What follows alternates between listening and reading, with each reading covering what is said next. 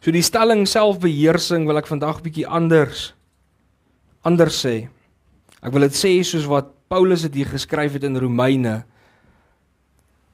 dat ons die keuse het om 'n slaaf te wees van die sonde, of ons het die keuse nou om 'n slaaf te wees van geregtigheid.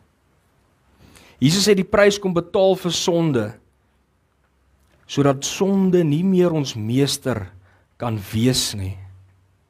Ek gaan so 'n bietjie afgaan gou van my preek af. Julle moet besef, voor Jesus kom sterf het, was ons almal 'n slaaf van sonde gewees.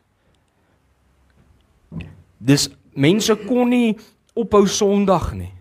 Maak nie saak wat hulle gedoen het nie. Jy kan selfs kyk, God het tot die wet gegee en niemand kon die wet hou nie.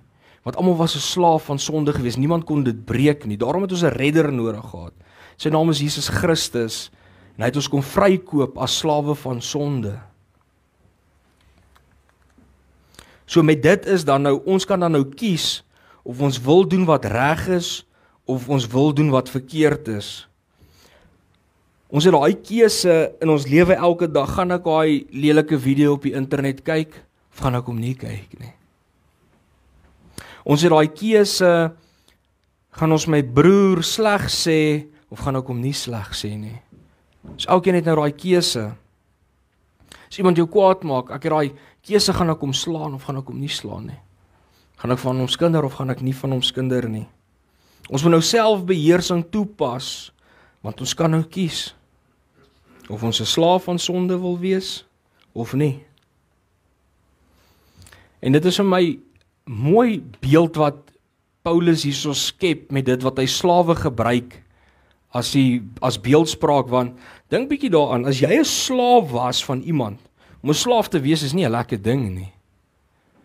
So dan dink daaraan, Jesus Christus het gekom, daar kom 'n man, kom ek praat soos Paulus, daar kom 'n man, jy was 'n slaaf, hy kom koop jou vry uit slawerny uit.